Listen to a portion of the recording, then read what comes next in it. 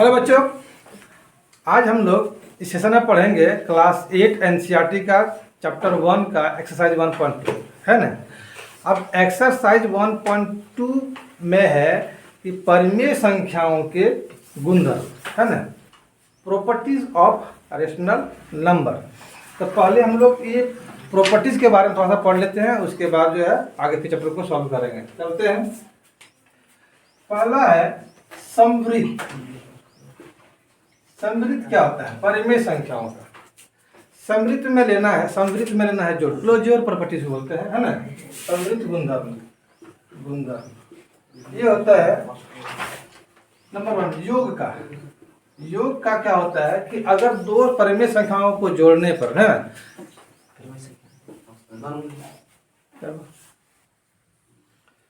ठीक है, तो क्या करते हैं कि दो परिमेय संख्याओं को अगर जोड़ेंगे तो क्या परिमेय संख्या होगी? देखते हैं हम लोग कि अगर दो परिमेय संख्या लेते हैं 1/2 लिए और 2/3 लिए, ठीक है, तो क्या होता है 6 हो गया और 3 + 2 5 यानी 5/6 ये परिमेय संख्या हो गया है ना। तो दो परिमेय संख्याओं का योग परिमेय संख्या होता है, इसलिए योग के अंतर्गत परिमेय संख्या क्या होती है? समवृत्त होती है। ठीक है, अब आते हैं दूसरा अंतर ना। अंतर में क्या होता है? योग में हो गया यानी व्यवकलन भी बोलते हैं, क्या बोलते हैं? व्यवकलन। ठीक, तो अगर दो परिमेय संख्या को अगर हम अंतर करते हैं देखते हैं इसी को फिर लेके 2/3 माइनस 1/2 लेते हैं ना, 1/2 माइनस ये सही जगह है 4 होगा ना, 4 होता है ना, 7/6 हो गया ना। फिर भी परिमेय संख्या है, ठीक, तो परिमेय संख्या है जो थोड़ा गलत हो गया था। ठीक है, क्या होता है 1/2 2/3 कितना हुआ? एलसीएम 6 हुआ और 3 का 3 2 4 हो जाएगा ना, 4 चल में कर दिए 7/3। अब लेते हैं अंतर। तो अंतर में क्या होगा? 3/2/3 है, चलो 2/3 लेते हैं और माइनस 1/2 लेते हैं, तो सेम नंबर रहेगा तो आसान है समझने में, वैसे भी कुछ बात नहीं है। 6 हो गया और 4 - 3 कितना हुआ? 1/6 हो गया। ये भी परिमेय संख्या है ना। दो परिमेय संख्या ली थी हम लोग 1/2 और 2/3 है ना। आप जब दोनों का अंतर निकाले तो क्या हुआ? परिमेय संख्या ही आया। इसका मतलब होता है व्यवकलन के अंतर्गत भी क्या होता है? परिमेय संख्याएं समृद्ध होती है। ठीक है, इसी प्रकार गुणन में भी हो जाएगा। गुणन में करते हैं गुणन मतलब क्या? मल्टीप्लिकेशन है ना। मल्टीप्लिकेशन में भी हो जाएगा 1/2 × 2/3। यही सेम दो ही नंबर चुने हैं, देखना परिमेय संख्या जो 2 चुने हैं हम, क्या चुने हैं, क्या लिए? परिमेय संख्या क्या लिए हम? 1/2 लिए हैं और 2/3 लिए हैं। यही दोनों को सबको चेक कर लेंगे हम लोग। तो ये हो गया 1/3, यही परिमेय संख्या हो गई है ना। इसका मतलब है गुणन के अंतर्गत भी परिमेय संख्याएं समृद्ध होती है। भाग में भी हो जाएगा कि हाँ, देखते हैं इसको। भाग के अंदर क्या होता है? तो 1/2 / 2/3, तो कुछ ना कुछ आ ही जाएगा। 1/2 × 3/2 = 3/4 ये परिमेय संख्या हो गया है ना। तो अन्य क्या हो गया कि परिमेय संख्याएं योग, अंतर, गुणन और भाग के अंतर्गत समृद्ध होते हैं। क्लियर हो गया? समझ गया? फर्स्ट प्रॉपर्टी खत्म। प्रॉपर्टी लेते हैं क्रम विनिमय गुण ना, कम्यूटेटिव प्रॉपर्टीज हो गया। क्रम विनिमय नियम है ना। क्रम विनिमय नियम हम लोग पूर्णांक के लिए जानते हैं, परिमेय संख्या के लिए देखते हैं हम लोग। अगर मान लेते हैं दो परिमेय संख्या फिर वही लेते हैं, चेंज नहीं करेंगे। समझ गए? चेंज इसलिए नहीं करेंगे ताकि समझने में आसानी है ना। बनाना तो बाद में है ही है चैप्टर में। अब देखो क्रम विनिमय मतलब होता है 2 + 3 और 2/3 है ना, बराबर 2/3 जोड़ 1/2। मतलब ऐसे है a/b + b/a c/d है ना, = c/d + a/b होना चाहिए। ठीक, तो ये क्रम विनिमय नियम होता है। मतलब सिर्फ क्या करना है हमको? क्रम को बदल देना है। ठीक, तो हम मान लो ये ले लिए, a/b के लिए 1/2 लिए और c/d के लिए 2/3 लिए। तो इसको क्रम चेक करते हैं हम लोग, देखना बराबर होता कि नहीं। ये 6 हो गया, ये 3 + 4 होगा, यहाँ से आते हैं 6 हुआ, 4 + 3 हो गया, ये 7/6 हो गया, ये 7/6 है, बराबर हो गया, बराबर हो गया ना। इसका मतलब होता है कि परिमेय संख्या योग के अंतर्गत, किसमें, योग के अंतर्गत, क्या ये योग लिया ना, तो ये योग के अंतर्गत लेते हैं हम लोग, योग के अंतर्गत क्या होता है, क्रम विनिमय नियम का पालन करता है, यानी क्रम विनिमय नियम के अंतर्गत वो बराबर होता है, ठीक है। ये plus a/b plus c/d equal to c/d plus c/b होता है, ठीक है। अब चेक करते हैं हम लोग व्यवकलन के अंतर्गत, किसके अंतर्गत, व्यवकलन के अंतर्गत चेक करते हैं। इसमें लिए 1/2 माइनस आ गया a/b minus c/d equal to c/d minus a/b। अब क्या होता है कि 1/2 हो गया ना, और माइनस 2/3 इक्वल टू 2/3 और इक्वल टू माइनस 1/2 करते हैं बराबर, कितना होता है, ये 6 हो गया, 3 माइनस 4 हो गया, यहाँ पर क्या होगा 4 माइनस 3/6 हो गया, ठीक है। अब यहाँ पर हो जाएगा माइनस 1/6 और यहाँ हो जाएगा 1/6, बराबर है क्या, बराबर है, नहीं है, नहीं है बराबर, एक प्लस एक माइनस बराबर नहीं हुआ है ना। इसका मतलब है कि क्रम विनिमय गुण जो है वो व्यवकलन के अंतर्गत लागू नहीं होता है, ठीक, तो पालन नहीं करता है, ठीक है, समझ गया। चलो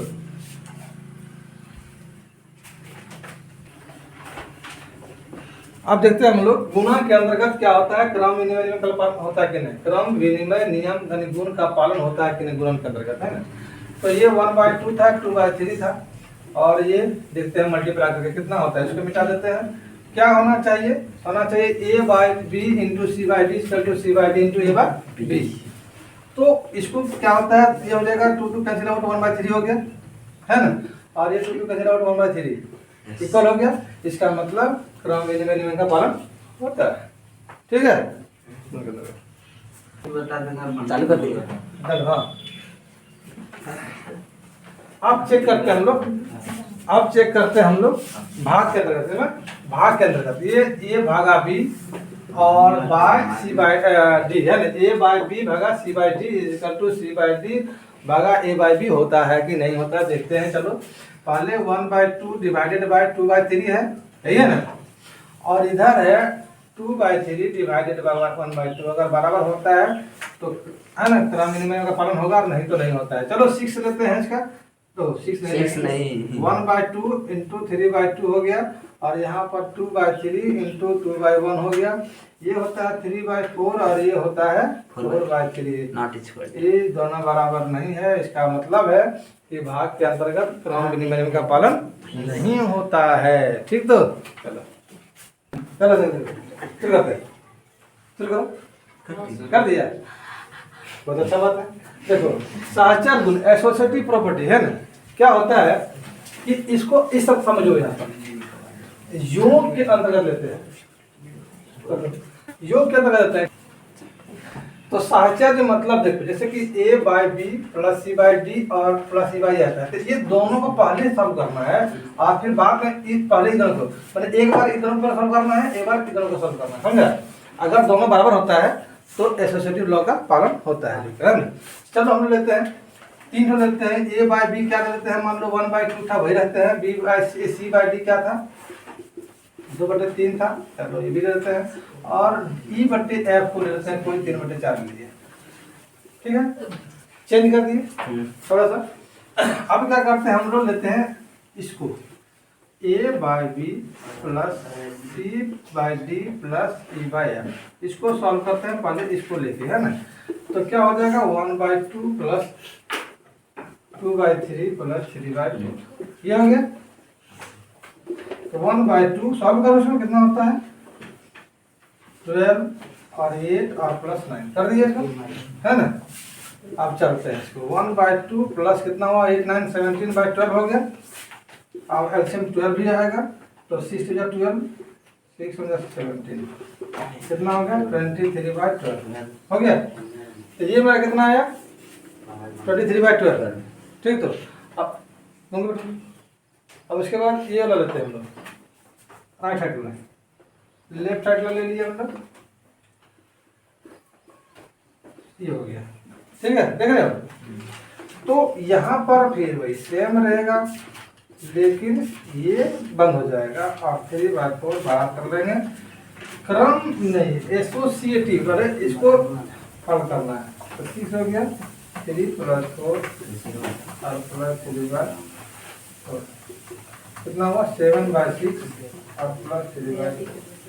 कैल्शियम कितना हो जाएगा 12 हो गया।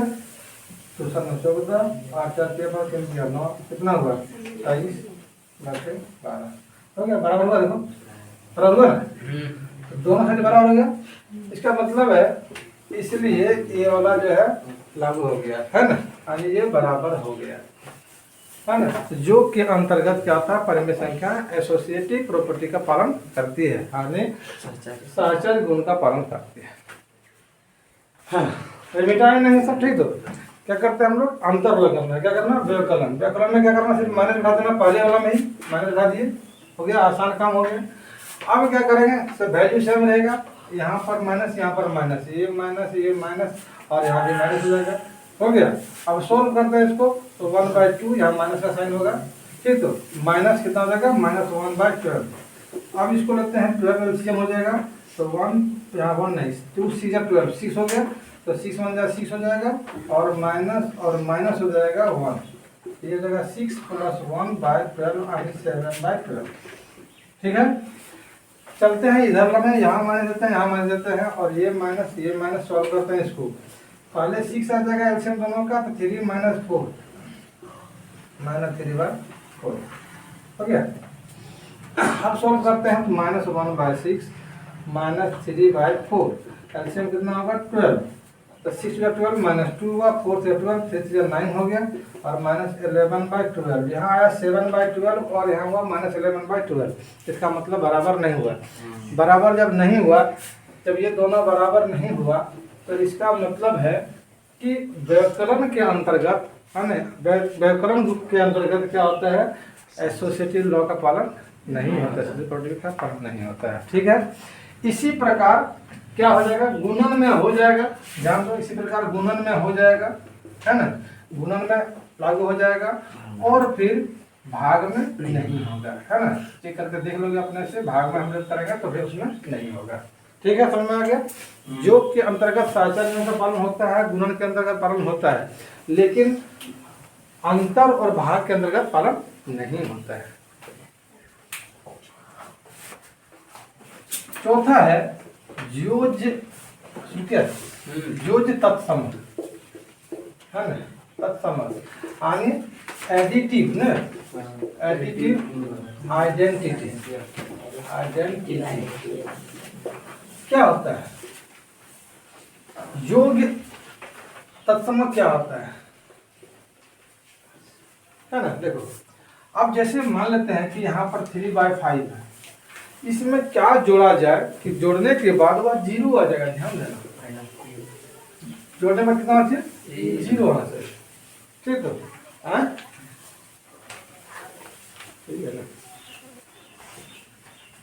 तो एडिटिव इनवर्स कराता है, तब समझ नहीं, सॉरी ध्यान दो, गलत हो गया।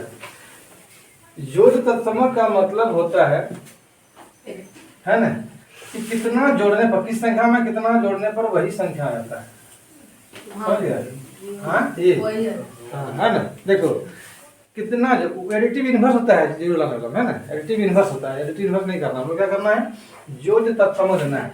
मतलब इसमें कोई नंबर है A/B है, तो A/B में कितना ऐड करेंगे कि A/B ही नहीं, मतलब उसका मान बदलेगा नहीं, इसको बोलते हैं हम लोग योग तत्सम। तो सिमिलरली 0 जोड़ने पर हम लोग मान नहीं बदलेगा, इसका मतलब 0 जो होता है, इसका मतलब 0 होता है, क्या होता है योग तत्सम होता है 0, ठीक है। चलो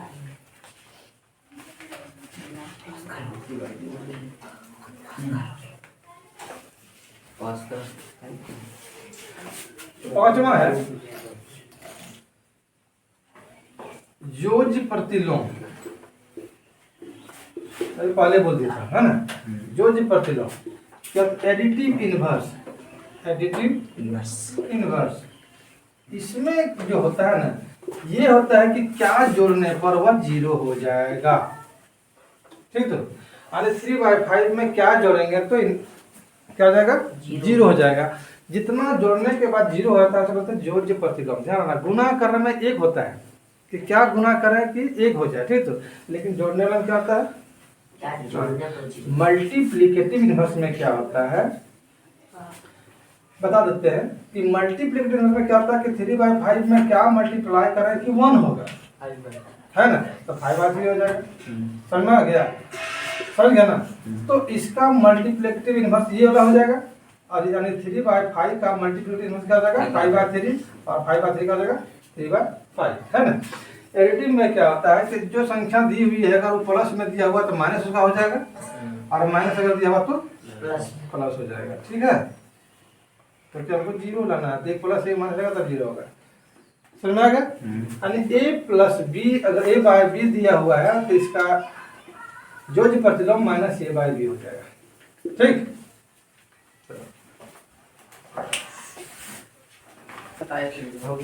चलते हैं तो आते हैं हम लोग कि मल्टीप्लिकेटिव एडिटिव क्या होता है ना।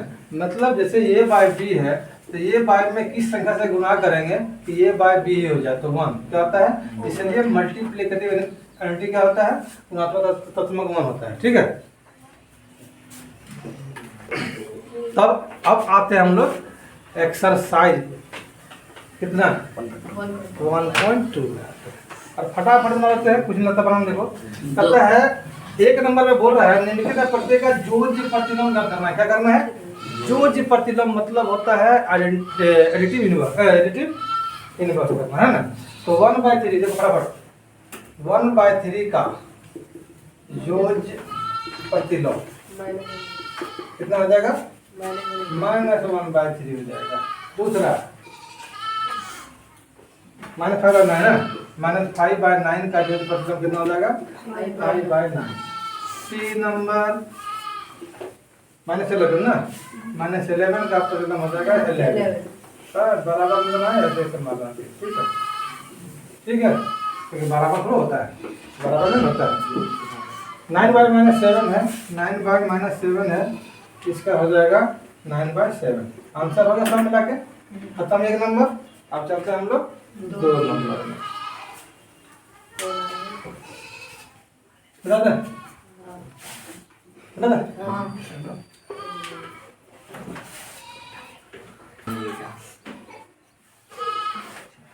देखो क्वेश्चन नंबर 2 में कहता है कि कौन सा युग्म सम्मिलित है, हाँ अथवा नहीं में उत्तर दे। ये प्रश्न थोड़ा सा गड़बड़ है।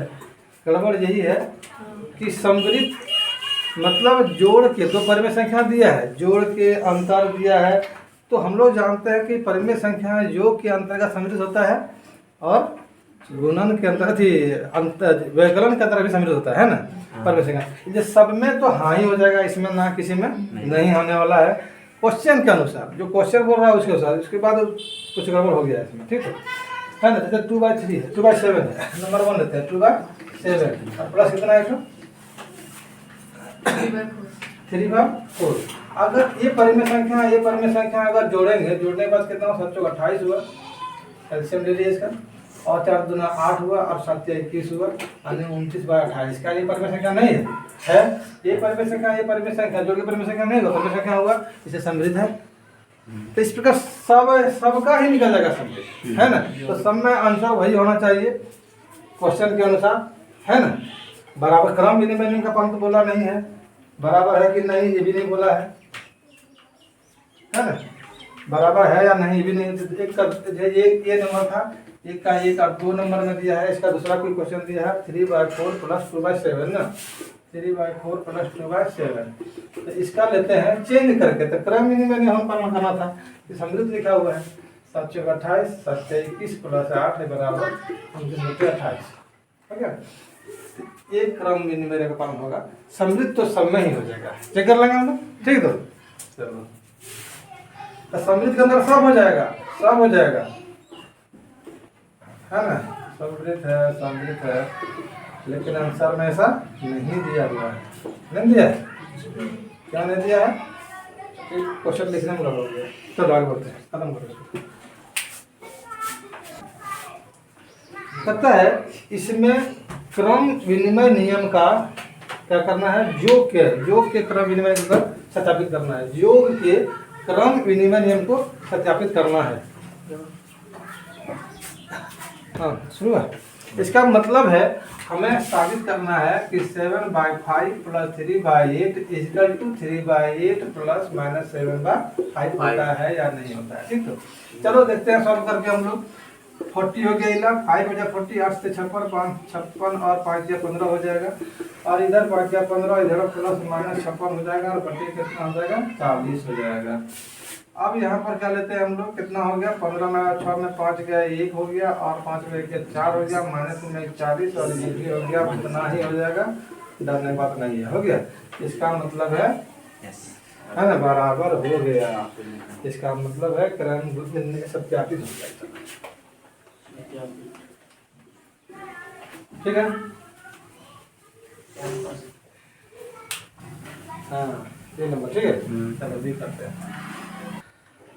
सेकंड क्वेश्चन है -5/8 और -9/13 को लेकर हम लोग को प्रूफ करना, सत्यापित करना है क्रम इनवेरिएंट को, है ना। तो चलो पहले इसको लिखते हैं, लिख दिए सीधा करके। अब इसको सॉल्व करते हैं हम लोग। 13 × 104, 13 × 5 = 65, 8 × 9 = 72 हो गया। फिर 104 हो जाएगा, इधर 72 हो जाएगा, और इधर हो जाएगा दोनों की तरफ दिए ना। इसमें क्रम चयन कहाँ की है, ठीक है, कोई बात नहीं। ठीक है, अपने -9/13 होगा यहाँ, और प्लस -5/8 होगा। लगता है भूख लगा ना,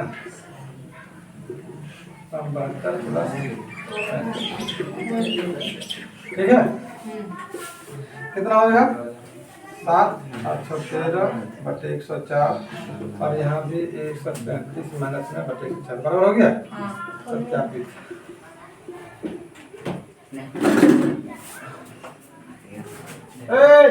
हल्ला नहीं करके बोलो। तब -2/7 और 12/-35 लिए, और 12 जल्दी जल्दी का खत्म करना चाहना। चलो बहुत बढ़िया। देखो -2/7 और 12/-35 को लेके सॉल्व करना है ना। क्या करना है देखो, पर इसको लिखें -2/7 प्लस 12/7, इसको प्रोडक्ट लिख दिए। अब चलो सॉल्व करते हैं। हम लोग एलएचएस और आरएचएस के अलग करके लिंक बना सकते हैं, है ना, बाद में प्रूफ कर सकते हैं। चलो अब लास्ट वाला बना देंगे उसी तरह से। ये कितना होगा 35 एलसीएम हो गया इसका, 7 × 35 5 × 10 हो गया, और प्लस ये 35 × 35 और -12 पर चल जाएगा। ठीक है, इधर देखते हैं, यही हो जाएगा, ये -12 हो जाएगा, और यहाँ 7 × 35 5 × 10 हो जाएगा। ठीक है, कोई दिक्कत नहीं है। -22/35, और इधर भी हो जाएगा -22/35 प्रूफ।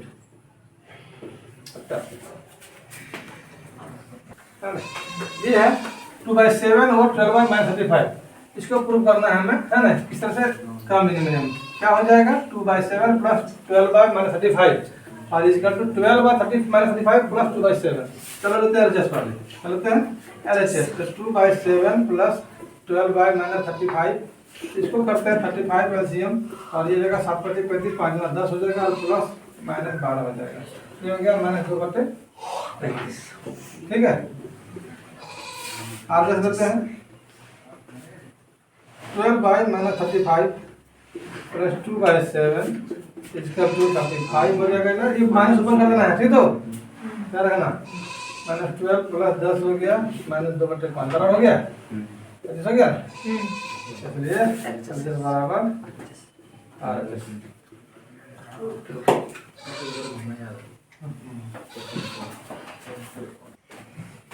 ये है सत्यापित करना है इसमें ना। क्या करना है, सत्यापित करना है। ये कर दिया हुआ -2/3 प्लस और ब्रैकेट में 3/5 प्लस -5/6 है, इक्वल टू उसी को पहले इन दोनों को लेकर ब्रैकेट करके लिख दिया, ठीक। तो अब चलते हैं हम लोग एलएचएस। क्या करेंगे, या तो दोनों बार कर सकते हैं हम लोग, तो दोनों बार करके निकाल देते हैं, कोई दिक्कत नहीं है। -2/3 प्लस, चलो इधर कितना हो गया 30 हो गया, और 36 18 5 25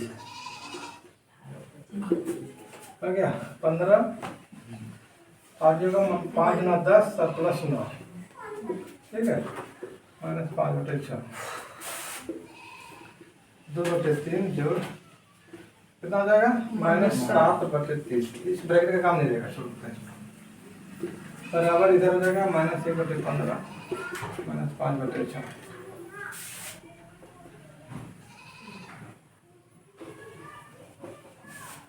30 हो गया, 3 9 10 10 बार 20 और प्लस माइनस 7 और 90 हो गया, बराबर 30 फिर तो प्लस 25 50 माइनस 27/30 और ये माइनस 27/30 बराबर हुआ। नहीं सर जी, 1 साल बाद का हो गया। ये क्वेश्चन है, पहले करते हैं है ना, एडजस्ट पर करते हैं, तीसरा को गिरेगा क्रॉस करेगा 3/4 प्लस माइनस 2/5 माइनस 7/10 हो गया, 20 हो गया, ठीक है। तो 20 ले लिए और यहाँ कितना 4 5 20 5 50 और 5 4 20 4 जाइए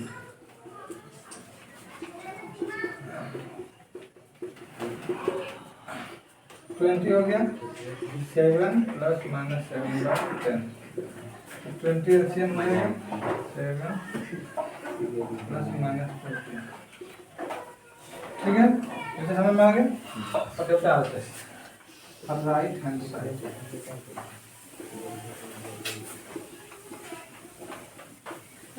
जो है तुम मतलब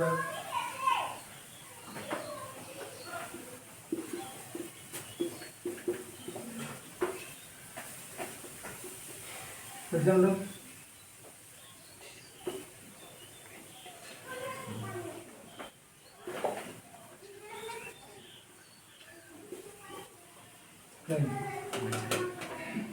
साथ ही नहीं 5 का बदला 4 हो गया और प्लस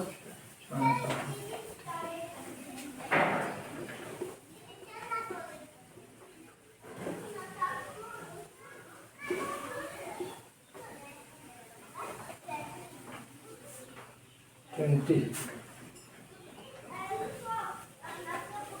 5 के 15 20 माइनस 22 माइनस 20 आ गए। हाँ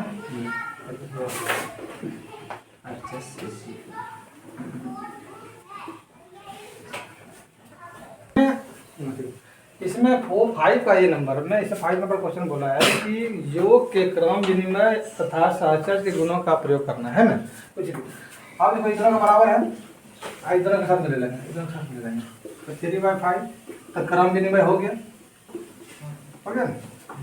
चलिए कर देखो और ये 7/3 प्लस 2/3 5 एलसीएम हो गया, 3 प्लस माइनस 11 हो गया और प्लस 3 7 प्लस 2 माइनस 8/5 हो गया और प्लस कितना हुआ 9/3 तो 9 माइनस 8/5 प्लस 3 कितना होगा बोलना 5 एलसीएम होगा माइनस 8 5 15 आ जाएगा यहाँ पर 7/5 15 आंसर ठीक है ना। इसमें देख लेते हैं ये दोनों बराबर है ना।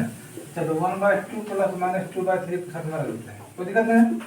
1/6 दूसरा तक भी हो सकता है, कोई दिक्कत नहीं है। 2/6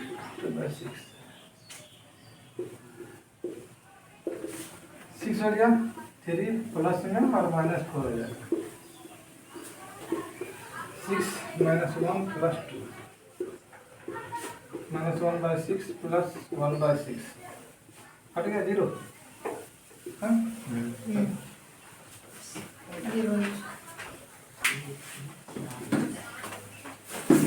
क्वेश्चन नंबर 6 में फिल इन द ब्लैंक्स मतलब खाली जगह को भरना है, ठीक है। तो खाली जगह को भरना है क्या देखो माने 5/12 है प्लस माइनस 12/5 है इसका टू 12 इसको चेंज कर दिया क्रम बदल दिया ना।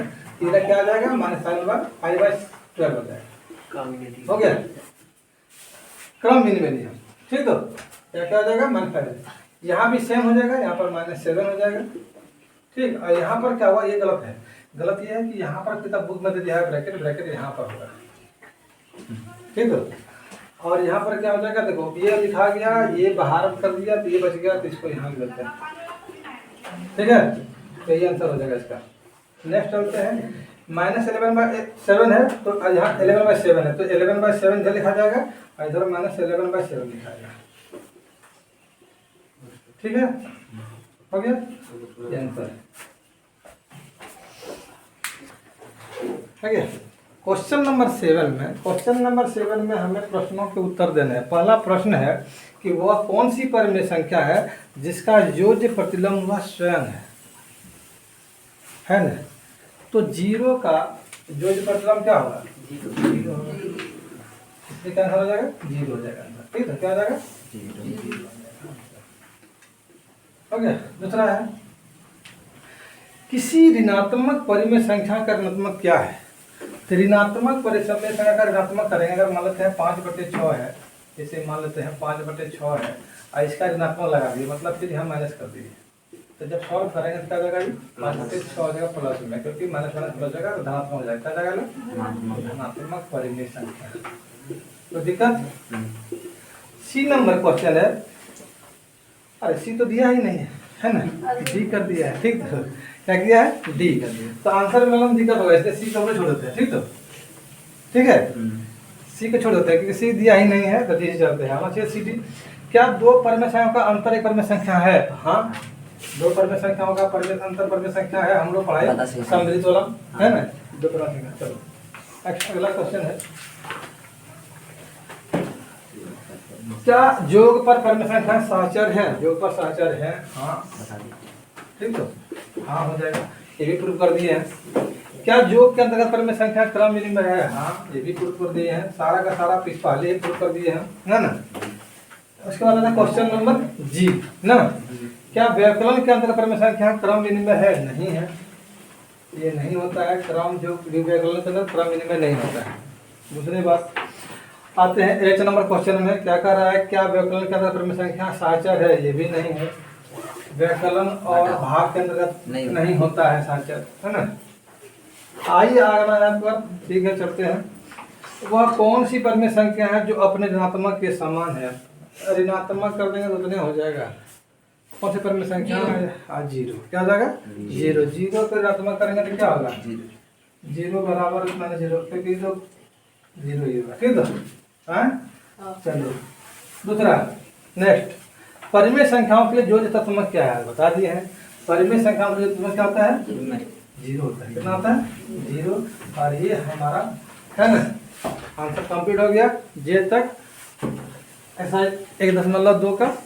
तो यही साथ करते हैं, अब मिलते हैं फिर नेक्स्ट वीडियो में। तब तक के लिए पढ़ते रहो, खूब पढ़ के पढ़ो।